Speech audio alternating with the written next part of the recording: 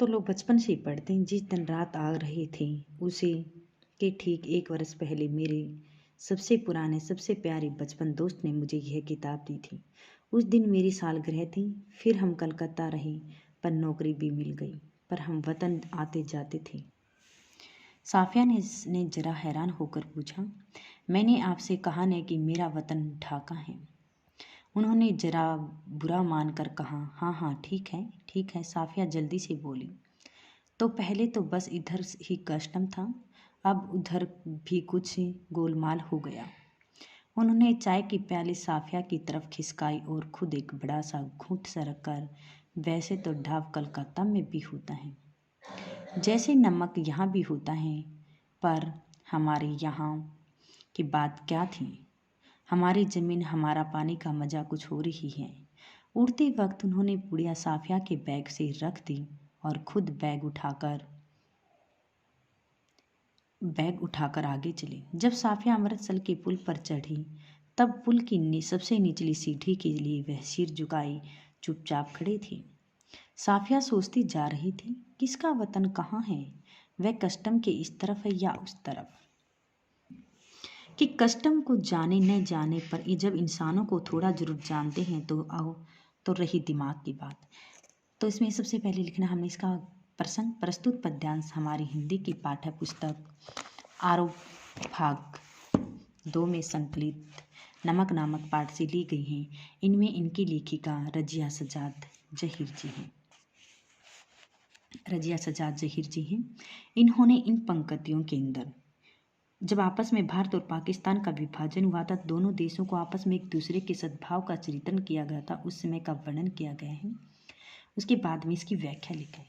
Custom वालों को जाने न जाने हम इंसानों को थोड़ा जरूर जानते हैं। इन पंक्तियों में लेखियां रजा जहीर चीज कहती हैं कि किस प्रकार साफिया अपनी अमृतसर वाली सिख बीवी के लिए लाहौर से थोड़ा सा नमक लाना चाहती थी, परंतु उसका भाई भी उसे ऐसा करने से रोकता था, क्योंकि वह पाकिस्तान से भारत नमक ले जाना क्या मानता है। वह कहता है कि गैर कानूनी नमक होता है, इसलिए आप यहाँ से नमक नहीं ले जा सकती हूँ। और साफिया कहती हैं कि चाहे कस्टम वालों को मान जाने, वह इंसानों को तो थोड़ा बहुत जरूर अवश्य जानते। वह कहते कि कस्टम वालों का तो मुझे पता नहीं, मैं इंसानों को थोड़ा बहुत जरूर जानती हूँ। और रही दिमाग की बात, अगर सभी लोगों का दिमाग अदीबों की तरह घुमा हुआ होता, वह कहता कि रही थोड़ी सी बात दिमाग की, तो इन अदीबों का दिमाग, साहित्यकारों का दिमाग थोड़ा घुमा फिरा होता ही है। और आप भी उन साहित्यकारों की तरह हैं। आपको मना किया गया है कि ले जाना गैर कानूनी है, और उसके बाद भी आप नमक ले जाने के लिए बोल रही हूँ। तो उन अदीबों की तरह, साहित्यकारों की तरह दिमाग घुमा हुआ है। यह दुनिया कुछ बेहतर ही जगह हो जाती है भैया। तो फिर वह कहते हैं, उसके भाइयों ने लेखों की तरह घूमे हुए दिमाग पर व्यंग्य किया है, जिस पर साफिया कहती हैं, जहाँ तक दिमाग की बात है, संसार के समस्त लोगों का दिमाग तो उससे जैसे लेखों के समान घुमा हुआ होता है, जो दुनिया की कुछ सुंदर बन जाती है। वह कहते हैं कि सभी लोगों का दिमाग थोड़ा बहुत तो घुमा हुआ होता ही है। इसके बाद में साफिया इंसानियत पर विश्वास करती हैं और वह अपनी सिख बीबी के लिए नमक ले जाना चाहती हैं। भाषा सहज व सरल भी है। आंसर जैसे, कस्टम वालों को जाने या जान जाने पर इंसानों को वह थोड़ा जरूर जानते हैं। पंक्ति का भाव समझ कीजिए। इस पंक्ति का भाव कि कस्टम वाले भी आखिरकार इंसान ही होते हैं। उनके अंतर्मन भी कुछ मानवता की इंसानियत क्या है। वह बाह्य रूप से भले ही कठोर क्यों न हों, लेकिन अंदर से वह कठोर नहीं होते हैं। इसमें लेखक का नाम क्या है? रजिया सजाद जहीर है। पाठ का नाम क्या है? नमक। ठीक है, आज इसके गद्यांश तो हमारे सभी हो चुके हैं। अब जैसे ये क्वेश्चन आंसर भी हम कर चुके थे कि साफिया के भाई ने नमक की पुड़िया ले जाने से क्यों मना किया था। उन्हें बताया था कि वहाँ पर यानी क्या होता है, क्योंकि पाकिस्तान से नमक ले जाना क्या है, गैर कानूनी है, और आप यहाँ से नहीं ले जाते। मैं स्वयं ही एक कस्टम ऑफिसर हूँ, और यदि पकड़े गए तो हमारी बेइज्जती हो सकती है। उसने मना करते हैं। नमक की पुड़िया ले जाने के संबंध में साफिया के मन में क्या द्वंद्व था। उसने बताया कि साफिया के मन में जब ये द्वंद्व चल रहा था, शाम के समय जब वह सो रही थी, सारा सामान उसने पैकिंग कर लिया था, और उसको ये था कि मुझे सिख बीवी के लिए थोड़ा सा नमक लेकर जाना, और वो जाए तो वो किस तरह से लेकर जाना है। ठीक है। वह सोच रही थी, कभी किनुओं की टोकरी में रखती है, कभी बैग में रखती है, कभी कैसे रखती है। तो उसके मन में इस तरह के सवाल उत्पन्न हो रहे थे। जब साफिया अमृतसर पुल पर चढ़ रही थी तो कस्टम ऑफिसर निचली सीढ़ी के पास से सिर झुकाए चुपचाप क्यों खड़े थे।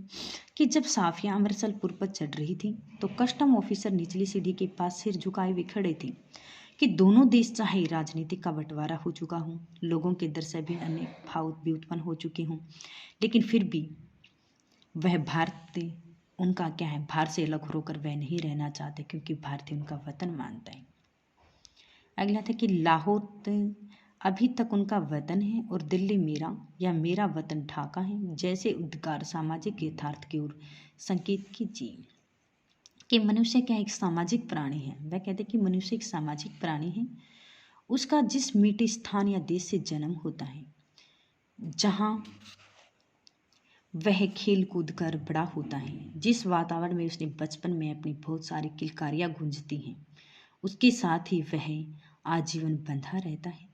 वहाँ भी गया था। वह कहता है कि क्योंकि चाहे वह भला ही अपने देश को छोड़कर कहीं पर जाए, लेकिन उसकी जन्मभूमि से बढ़कर उसके लिए संसार में कोई भी नहीं होता है। तो वह कहते हैं कि जन्मभूमि तो स्वर्ग से बढ़कर भी मानी जाती है। मनुष्य चाहकर भी अपनी जन्मभूमि को भूल नहीं सकता है, क्योंकि उसकी जो यादें हैं, जीवन का जो हृदय है, वह हमेशा क्या होता है, उसके हृदय में विराजमान रहता है। प्राकृतिकता का यथार्थ दृश्य होता है। वह मनुष्य स्वाभाविक रूप से अपने जन्मभूमि के साथ साथ भी उसके जीवन के अंदर हर प्रकार के सपनों को संजो कर वह रखना चाहता है। नमक ले जाने के बारे में साफिया के मन में उठे द्वंद्वों के आधार पर उनकी चारित्रिक विशेषताओं का वर्णन कीजिए। क्या था हमने, प्रखर वक्ता। वह एक साहित्यकार भी थी। जब उसके भाई उसे मना कर रहे थे और बार बार वह नमक की पुड़िया ले जाने के लिए कह रही थी, तो उसमें से भाई ने कहा था कि साहित्यकारों का दिमाग से थोड़ा ऐसा घुमा हुआ था। नीडर भी थी वो, किसी से डरती तक भी नहीं थी।